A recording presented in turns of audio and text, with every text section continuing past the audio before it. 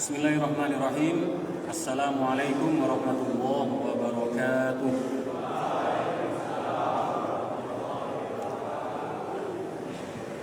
Alhamdulillahirabbil alamin wa bihi nasta'inu ala umuri dunya waddin. Asyhadu an la ilaha illallah wahdahu la syarika lah wa asyhadu anna Muhammadan abduhu wa rasuluh la nabiyya wa la rasula ba'dah. Allahumma shalli ala Muhammad wa ala alihi wa ashabihi wa man tabi'ahum bi ihsanin ila yaumil qiyamah. Allahumma shalli ala Muhammad wa ala alihi wa ashabihi ajma'in. Alhamdulillah, adik-adik sekalian, jamaah yang dirahmati Allah Subhanahu wa taala, kita awali dengan bersyukur kepada Allah. Pada kesempatan ini kita masih diberikan banyak sekali karunia, banyak sekali nikmat, yang tentunya dengan karunia dan nikmat tersebut kita bisa melaksanakan ibadah, kita bisa belajar, kita bisa menghadiri kajian ini, yang insya Allah semoga apa yang Pak Ustadz sampaikan nanti berguna dan bermanfaat untuk kita semuanya. Hadirin sekalian yang dirahmati Allah Subhanahu wa taala, sebelum Pak Ustaz menyampaikan materi terkait dengan keremajaan atau kemahasiswaan, mari kita mengambil ibrah, pelajaran penting dari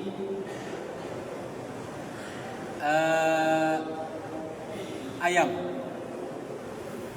Di rumah kita kan kita punya ayam, mungkin ya di kampung kita atau di rumah kita masing-masing kita memiliki binatang ternak, salah satunya atau binatang piaraan ya, ayam.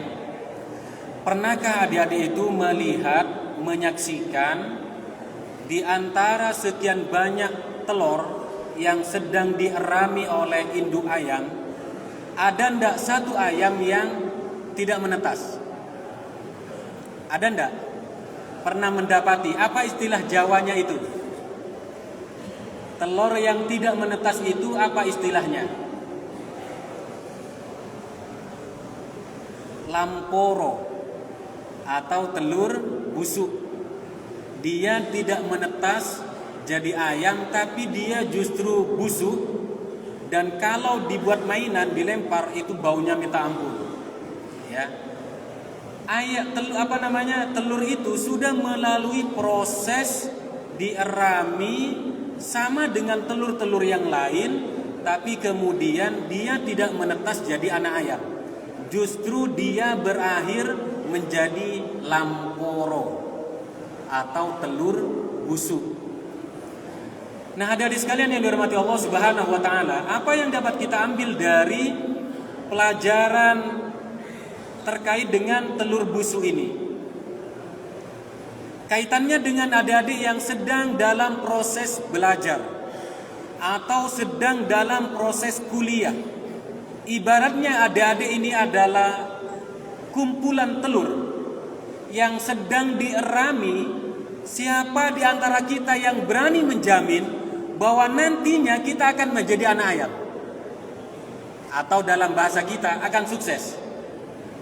Siapa yang berani menjamin bahwa kita nanti akan sukses setelah kita melalui proses kuliah ini?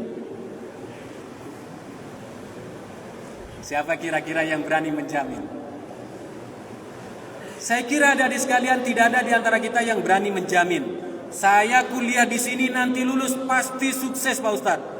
Pasti berhasil dalam pekerjaan saya, dalam karir saya, semuanya akan sukses. Tidak ada yang berani menjamin. Tidak ada yang berani menjamin siapapun. Oleh karena itu adik-adik sekalian, pada kesempatan ini ayo kita sama-sama belajar. Pak Ustadz juga belajar. Kalau mengajar begini atau mengisi pengajian begini, berarti Pak Ustadz itu sedang belajar juga. Ya, belajar juga. Dalam kitab Ta'limul Muta'allim disebutkan bahwa ketika kita sedang dalam proses belajar, sedang dalam proses kuliah, sedang dalam proses mondok kalau istilahnya di pesantren, setidaknya ada beberapa bekal yang harus kita miliki agar paling tidak apa yang kita harapkan, apa yang kita cita-citakan itu bisa mendekati, bukan kemudian jauh. Kok kayaknya jauh ya saya dari target, kok kayaknya jauh ya saya dari cita-cita yang ingin saya dapatkan, ya. Ulama tersebut kemudian menyebutkannya dalam sebuah syair, ala la tanalul ilma illa bisittatin sa'umbika an majmu'iha illa bibayani zaka'un wa hirsun wa istibarun wa bulghatun wa irsyadu ustadzin wa tulu zaman. Nah, pada kesempatan ini Pak Ustadz akan menyebutkan ada 4 istilah dalam dunia pendidikan ataupun dunia kuliah yang ini wajib menjadi bekal bagi adik-adik sekalian dalam menuntut ilmu ataupun kuliah. Yang pertama disebut dengan IQ. Tahu IQ ya? Ini tak sebut judul-judul besarnya dulu. Yang pertama IQ. Yang kedua adalah EQ. Yang ketiga adalah SQ. Yang keempat adalah AQ. Ada 4 istilah. Silakan diingat-ingat, ini bekal menurut ilmu psikologi. Nah, nanti yang Pak Ustadz baca dalam syair itu belakangan nanti Pak Ustadz akan jelaskan. 4 hal ini baik Pak Ustadz ataupun adik-adik sekalian dalam menuntut ilmu itu sangat butuh sekali terhadap 4 hal ini. Yang pertama, IQ. Ini nyambung nanti dengan syair tadi.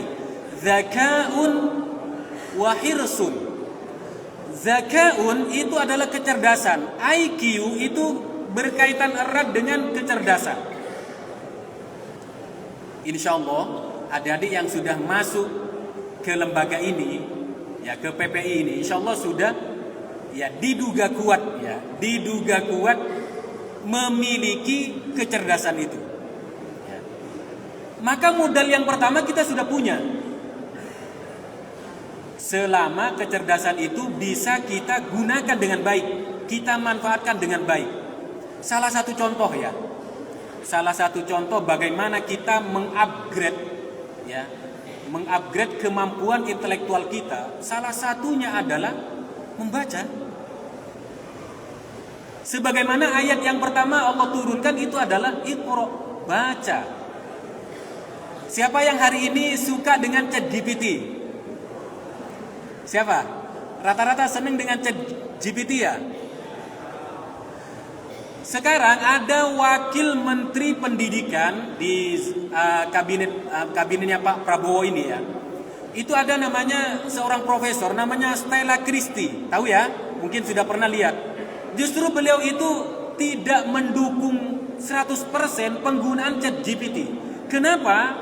Nah kalau gitu ngapain kita hidup di dunia kalau semuanya bergantung pada ChatGPT? Kita juga punya kecerdasan. Dan kecerdasan kita salah satunya nanti akan menjadi berbeda dengan ChatGPT karena kita itu memiliki kecerdasan yang sebenarnya lebih hebat, lebih unggul daripada ChatGPT, hanya saja belum diasah. Maka adik sekalian, caranya agar kecerdasan kita itu ya meningkat, bertambah, mengalami peningkatan, maka salah satunya adalah membaca. Baca ya. Yang kedua, siapa di sini yang suka menulis? Minimal nulis status. Ada yang suka nulis? Apa manfaatnya menulis? Menulis itu ada di sekalian, ya. Pak Ustadz berulang kali diminta mengisi di sini. Salah satu kebiasaannya Pak Ustadz itu adalah menulis. Pak Ustadz itu memiliki atau mengelola 4 blogger. Pada saat sedang bersantai ataupun sedang punya inspirasi atau ide, maka yang Pak Ustadz lakukan itu adalah menuangkan isi pikiran, ide dan gagasan dalam bentuk tulisan. Orang yang bisa menuangkan ide dan gagasannya dalam bentuk tulisan, orang itu akan memiliki kecerdasan yang setingkat lebih tinggi daripada orang yang tidak menulis. Bisa dibuktikan. Tapi ini perlu latihan. Bukan kemudian habis ini adik-adik download Blogger kemudian berlatih menulis. Tidak gampang. Setidaknya kalau pengalaman pribadi Pak Ustadz, butuh waktu 5 tahun untuk terbiasa menulis. Butuh perjalanan 5 tahun. Tapi ini perlu dilatih. Paling tidak 1 paragraf dulu, besoknya 2 paragraf, minggu depan lagi 3 paragraf. Mungkin tahun depan sudah bisa menulis 1 halaman, 2 halaman, 3 halaman. Walaupun itu hanya sekedar pengalaman pribadi. Misalnya hari ini saya makan ayam goreng tapi tidak ada sambelnya. Ceritakan aja, itu membuat kecerdasan kita itu bertambah. Jadi membaca, kemudian apa yang kita baca itu kemudian dituangkan dalam bentuk tulisan. Nah, itu salah satu yang bisa membuat kita meningkat kecerdasan kita. Setelah kita membaca kemudian menulis, yang ketiga adalah berlatih public speaking. Tidak mudah berbicara di depan orang. Salah satunya Pak Ustadz dulu, kalau pengalaman pribadi Pak Ustadz ya, dulu pernah di Balikpapan itu Pak Ustadz kalau khutbah Jumat ini, itu keringetan sendirian padahal ruangannya ber-AC. Keringetan, kaos di dalam ini basah, itu pun harus pakai teks. Hanya sekedar untuk bisa bicara di depan orang, khutbah.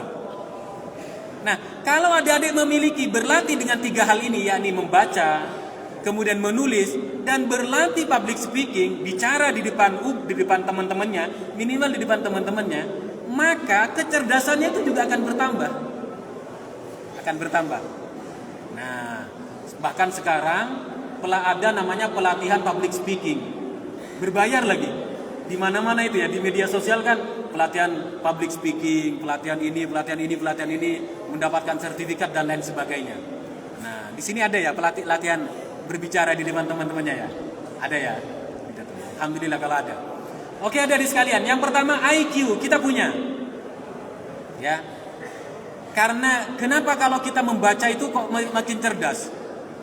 Ibaratnya gini, adik-adik kalau pegang laptop, ya, yang mudah melihatnya itu adalah laptop. Ketika adik-adik itu membaca, menambah informasi baru, maka di otaknya ini membuat folder baru.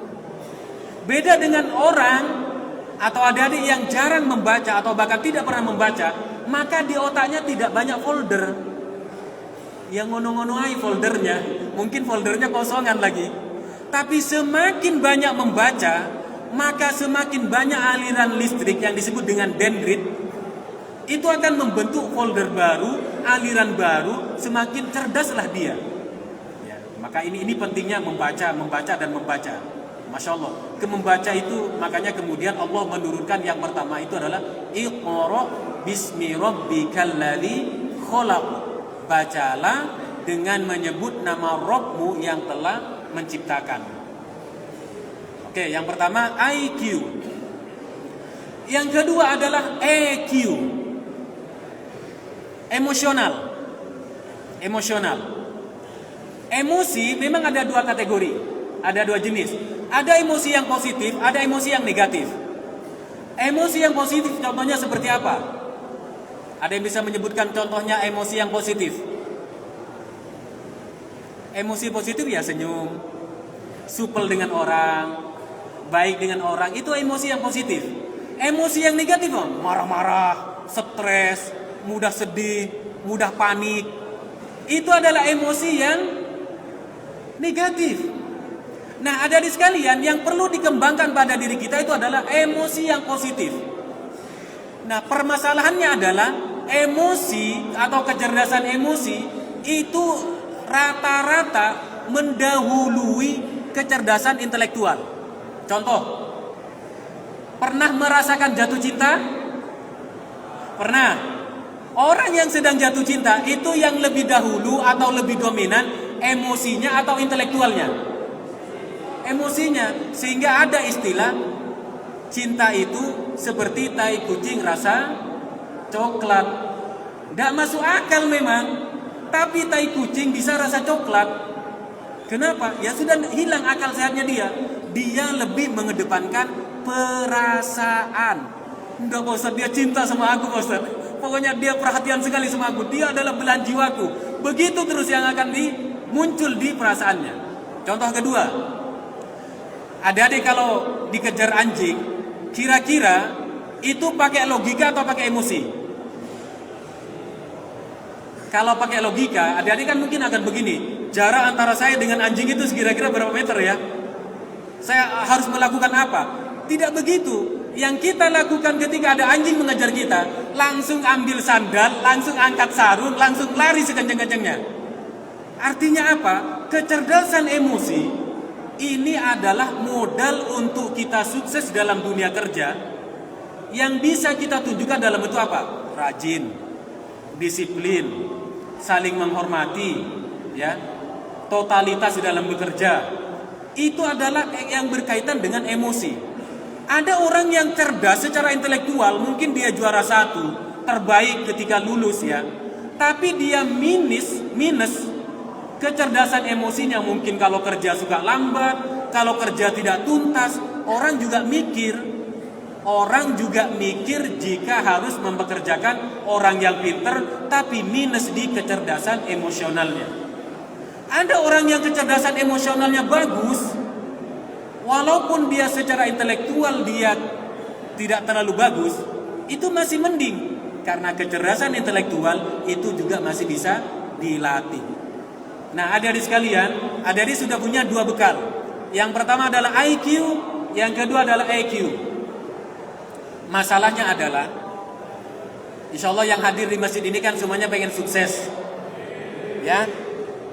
Sama, Pak Ustaz juga pengen sukses. Bukan hanya adik-adik saja, semua kita yang hadir di sini ingin membahagiakan kedua orang tua, ingin sukses, ingin meraih ini dan itu, ingin mewujudkan ini dan itu. Semua kita, ya, semua kita. Ya. Nah, masalahnya adalah semua yang kita impikan, semua yang kita harapkan, semua yang kita cita-citakan itu belum tentu bisa diwujudkan. Dalam rukun iman yang ke-6 itu ada namanya iman wal imanu bil qada'i wal qadari khairihi wa syarrihi. Baik dan buruk dalam kehidupan ini, sukses dan gagal dalam kehidupan ini, itu sudah ditentukan oleh Allah. Kewajiban kita sebagai hamba itu adalah ikhtiar, berusaha semaksimal mungkin. Tapi ada namanya takdir, ada namanya bagian hidup, ada namanya garis hidup. Sehingga dari sekalian, pada saat kita dihadapkan dengan kondisi yang menurut standar kita, menurut kacamata kita tidak enak, sedih, bikin kita frustasi, bikin kita tidak nyaman dalam kehidupan ini, kita itu masih memiliki benteng pertahanan terakhir yang disebut dengan SQ, spiritual, kecerdasan spiritual. Maka adik-adik sekalian, kalau adik-adik di sini dikondisikan untuk tertib sholat berjamaah, itu sudah kecerdasan spiritual. Adik-adik kalau dibiasakan baca Al-Quran, nah itu sudah kecerdasan spiritual. Adik-adik dibiasakan berzikir, itu ya sudah yang disebut dengan kecerdasan spiritual. Maka jangan menyepelekan kecerdasan spiritual. Kenapa? Karena dalam kehidupan ini tidak selamanya harapan dan cita-cita kita itu sama persis dengan apa yang ada di benak kita. Memang makanya habis sholat itu kita dianjurkan berdoa, meminta. Ya, ada sebuah ungkapan atau hadis ya, la yuradul qada illa du'a. Tidak ada yang bisa menolak ketentuan Allah kecuali doa. Ya Allah Pak Ustaz, saya ini sudah rajin berdoa, perasaan gini-gini saja. Nah adik-adik sekalian, doa itu ada 3 versi. Ini penting tahu tentang doa ini agar kita tidak suudzon kepada Allah. Ketika kita berdoa, Ada yang memang Allah berikan di dunia, benar-benar diwujudkan. Misal, ya Allah, saya pengen banyak duit. Ada yang orang Allah beri memang di dunia. Yang kedua, ada yang Allah tidak berikan itu, tapi Allah simpankan untuknya nanti di akhirat.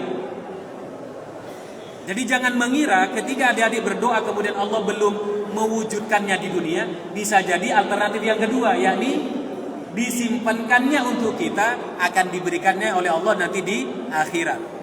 Yang ketiga, diringankannya musibah kita, masalah kita, atau cobaan kita.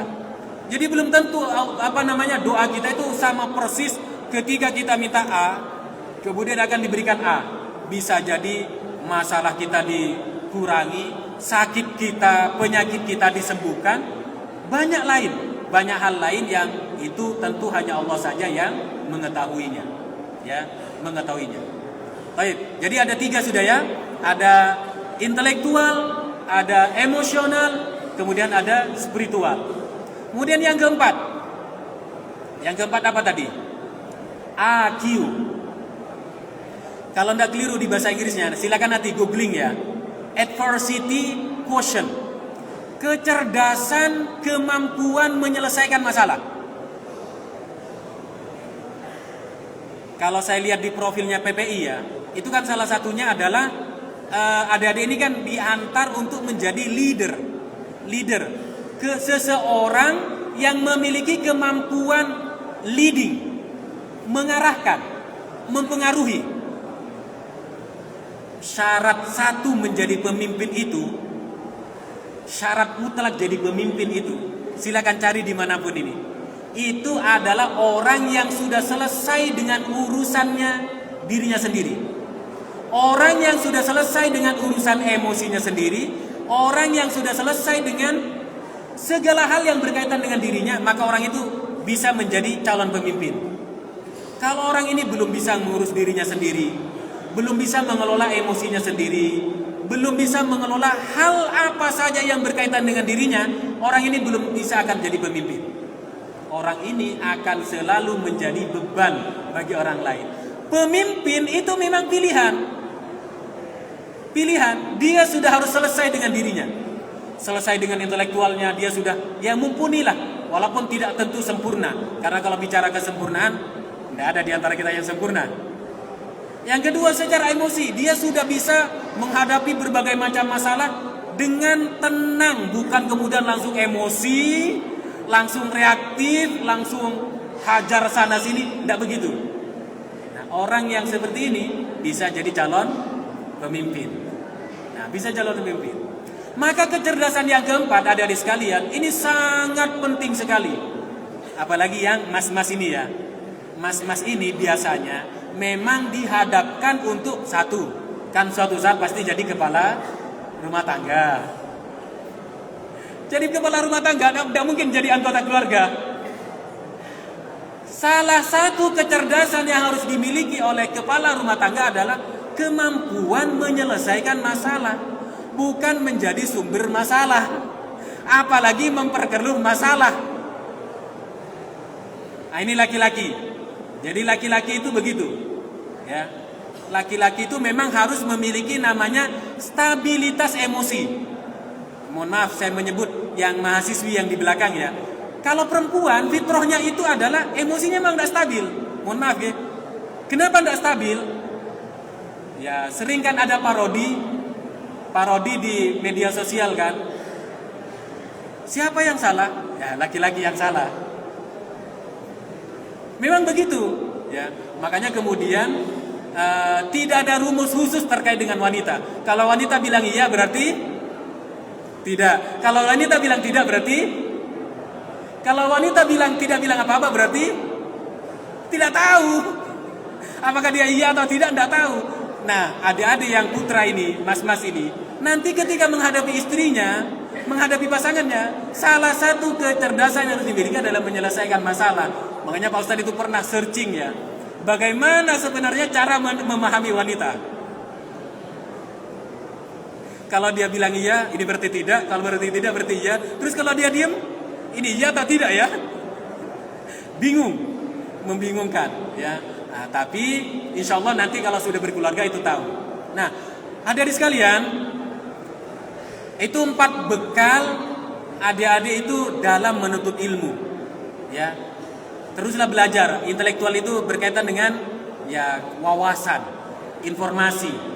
Emosi itu yang kedua berkaitan erat dengan kendali amarah. Amarahnya itu jangan meledak-ledak. Ya. Menghadapi masalah itu tenang. Ya. Kemudian yang ketiga, senantiasa bergantung bersandar kepada Allah. Jangan lupakan sholat, jangan lupakan zikir, jangan lupakan bersolawat, jangan lupakan baca Al-Quran. Jangan tinggalkan itu semuanya. Kita butuh benteng pertahanan yang seperti itu. Kemudian yang keempat itu adalah memang kecerdasan, kemampuan menyelesaikan masalah. Kalau ada masalah itu ibaratnya jangan lari dari masalah, jangan lari dari tanggung jawab. Nah, syair yang tadi itu ya, zakaun wa hirsun wa istibarun wa bulghatun wa irsyad ustadzin wa tulu zaman. Dulu Pak Ustadz ketika mengisi di sini ada yang bertanya. Pertanyaannya ada di syair ini, jawabannya ya. Pak Ustadz pernah menemukan, nah, jadi yang bertanya saat itu adalah ada yang bertanya, ada anak yang pinter, ada seseorang yang pinter, tapi kemudian hidupnya kok berantakan, hidupnya tidak barokah atau apa. Nah, salah satunya nanti akan terjawab di syair ini. Kalau menurut syair ini, bekal menuntut ilmu itu nanti mirip dengan yang 4 tadi ya. Pertama, zakaun, cerdas. Insya Allah kita semuanya memiliki kecerdasan. Pak Ustadz tadi sudah menyebutkan 4 kecerdasan. Yang kedua, hirsun, semangat. Ora mager, tidak malas gerak. Ya, hirsun, punya semangat, punya ghirah, ya, punya ghirah untuk meraih cita-citanya. Ya, ada mujahadah untuk meraih cita-citanya. Zakaun wa hirsun wastibarun, sabar. Sabar ini masuk dalam kecerdasan emosional. Sabar itu apa sih sebenarnya bahasa sederhananya atau bahasa dalam istilah kita? Bahasa dalam istilah kita adalah tahan banting. Tidak mudah menyerah. Tidak bisa hari ini jangan langsung ngambek, langsung mogok, langsung berhenti. Ya, tapi coba lagi, coba lagi, coba lagi. Ya. Kemudian wabulghatun, biaya. Menuntut ilmu itu memang butuh biaya. Di mana yang tidak ada biaya? Apa yang sekarang yang tidak ada biayanya? Parkir ada biayanya sekarang. Toilet ada biayanya, tidak ada yang tidak ada biayanya. Semuanya ada biayanya. Ya. Yang kelima adalah wa irsyadu ustadzin. Manut sama petunjuk guru. Kalau di sini dosen ya. Istilah di sini dosen ya. Wa irsyadu ustadzin, manut sama petunjuk, sama arahan dan bimbingan guru atau dosen. Ada di sekalian, ada satu nilai penting dalam menuntut ilmu itu adalah gini ya. Misal, ada seseorang yang tidak terlalu pintar. Dia tidak terlalu pintar, tapi ta'ziman, hormat kepada guru, hormat ya. Insya Allah orang ini akan sukses. Dia tidak terlalu pintar, tapi ta'ziman, hormat, manut, taat kepada guru, orang ini insya Allah akan sukses. Tandai, atau bahasa istilah Jawanya, titenin.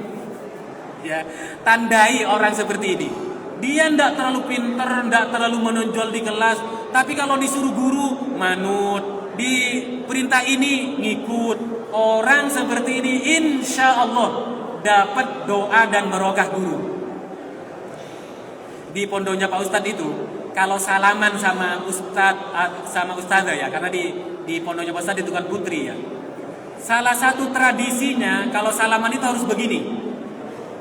Di sini kalau salaman cium tangan enggak? Kalau menyalami tangan dosen, itu nyalaminya yang benar ya. Ini ada ilmunya. Kalau Pak Ustadz dulu, karena Pak Ustadz dulu mondok ya, cium tangannya itu bolak-balik dan harus tepat di sini. Jadi kalau nyium tangan dosennya bukan begini kalau salaman. Apalagi begini. Cium tangan dosen itu begini, pas di sininya. Jadi yang dicium tangannya dosen itu di sininya. Bukan begini. Salaman sama dosennya begini, ya enggak dapat lah. Apalagi begini. Ini ilmu, karena kalau nanti adik-adik punya anak, itu adalah cara salaman yang benar. Nanti anaknya punya anak salaman begini, anaknya begini. Enggak benar. Yang betul adalah cara salaman itu begini. Makanya baik ke dosen, mungkin kalau dosen laki-laki ya ke dosen laki-laki, yang mahasiswi mungkin ke dosen perempuan atau bu dosennya begini. Ya. Kalau Pak Ustadz dulu malah begini, sebelah sini dan sebelah sini. Bolak-balik cium tangan Pak Yai itu. Nah, kalau di sini kan mungkin sampai begitu ya. Wa irsyadu ustadzin. Manut sama petunjuk guru. Dan bisa dititenin juga. Bisa ditandai juga. Ada anak pinter banget. Tapi orang manut, orang hormat, orang taat pada guru, titenin. Orang seperti ini mungkin dia karirnya mungkin bagus, tapi ada saja masalah yang akan menyertai hidupnya. Makanya ada dua orang yang dalam hidup kita ini perlu kita hati-hati. Ada dua orang. Satu, kedua orang tua kita. Ini hati-hati. Jangan sampai nyakitin perasaannya. Yang kedua, guru kita. Kalau adik-adik bisa mendapat ridho dari dua orang ini, kedua orang tua dan guru atau dosen, Masya Allah, insya Allah adik-adik itu akan sukses. Yang keenam, yang terakhir nih, yang terakhir ya, tulu zaman. Tulu zaman.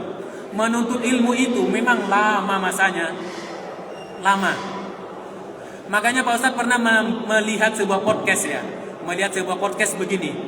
Siapa di antara kita yang ingin sukses di dalam hidup? Pengen sukses semua ya? Caranya gimana? Menurut podcast yang Pak Ustadz dengar ya, satu, tekuni bidang yang memang adik-adik senangi, alias sesuai passion. Passionnya apa? Mungkin passionnya mungkin ya kalau di sini jurusannya tentu perkereta apian ya. Tapi apakah harus kereta api? Mungkin nanti suatu saat adik-adik ada di antara adik-adik mungkin ya jadi mentor, ada yang mungkin ya dia jadi coach, ya. Jadi apa? Jadi leader atau apa? Yang mana adik-adik itu mendalami ilmu itu. Itu caranya untuk sukses. Yang kedua, cari mertua kaya raya. Itu kalau mau sukses. Ya. Kalau mau sukses cari mertua kaya raya, insya Allah adik-adik itu akan sukses ya. Jadi yang pertama, dalami ilmu itu sampai ahli. Ya. Kemudian yang kedua, cari mertua yang kaya. Yang ketiga, investasi. Ya, investasi. Jadi jangan sampai lupa dengan investasi. Sebenarnya banyak caranya bisa sukses dalam hidup ini, tapi memang itu salah satunya ya. Itu adalah salah satunya yang bisa kita praktekkan dalam kehidupan ini. Tapi pada adik sekalian, itu mungkin materi kajian kita malam ini. Mudah-mudahan bisa dipahami. Pak Ustadz simpulkan lagi biar mudah diingat ya. Kalau ada yang mencatat silakan dicatat poin-poin pentingnya. Dalam menuntut ilmu itu kita perlu 4 kecerdasan. Yang pertama adalah kecerdasan intelektual, di mana kecerdasan intelektual itu bisa kita tingkatkan dengan membaca, menulis, dan berlatih berbicara atau public speaking. Yang kedua, latih emosinya. Jangan meledak-ledak, jangan mudah panik, jangan mudah reaktif, tapi tenang. Ya, tenang.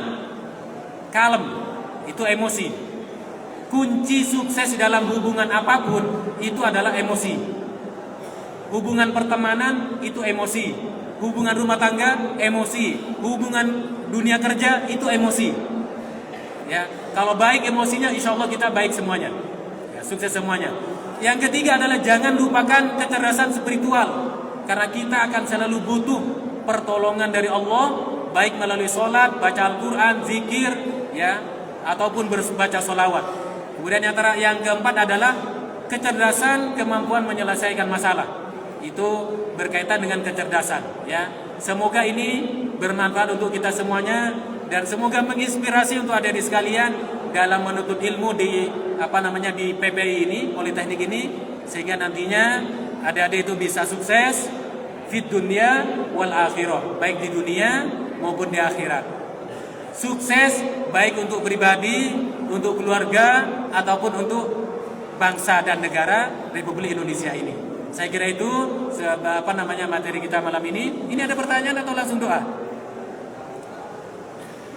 Ada pertanyaan? Mana panitianya ini? Doa. Oke, baik. Nanti kalau ada yang mau bertanya ya habis ini bisa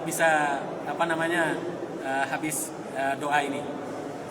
Tapi pada adik sekalian, mari kita sama-sama berdoa kepada Allah.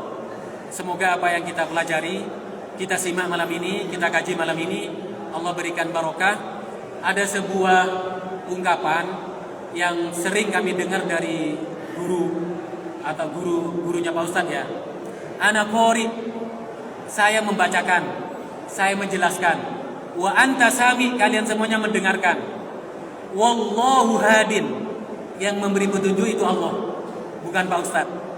Ya, ana qori, Pak Ustadz membacakan, wa anta sami', adik-adik itu mendengarkan, wallahu hadin, hanya Allah yang bisa memberikan petunjuk, memberikan pemahaman, memberikan barokah, itu adalah Allah Subhanahu wa taala. Oleh karena itu, kita akhiri dengan sama-sama berdoa. A'udzubillahi minasyaitonirrajim. Bismillahirrahmanirrahim. Allahumma shalli ala sayyidina Muhammad wa ala ali sayyidina Muhammad walhamdulillahi rabbil alamin. Allahumma ighfir lana wa liwalidina warhamhum kama rabbawna shighara. Allahumma ighfir lil mu'minin wal mu'minat wal muslimin wal muslimat al ahya'i minhum wal amwat. Allahumma arinal haqqa haqqan warzuqna ittiba'ah wa arinal batila batila warzuqna ijtinabah. Allahumma inna nas'aluka salamatan fid din wa afiyatan fil jasad wa ziyadatan fil ilmi wa barakatan fil rizqi wa taubatan qabla al maut wa rahmatan indal maut wa maghfiratan ba'dal maut wan najata minan nari wal afwa indal hisab. Rabbana atina fid dunya hasanah wa fil akhirati hasanah wa qina adzaban nar walhamdulillahi rabbil alamin bi barakatil Fatihah. A'udzu billahi minasyaitonir rajim. Bismillahirrahmanirrahim. Alhamdulillahi rabbil alamin arrahmanir rahim maliki yaumiddin iyyaka na'budu wa iyyaka nasta'in ihdinas siratal mustaqim siratal ladzina an'amta 'alaihim ghairil maghdubi 'alaihim waladdallin.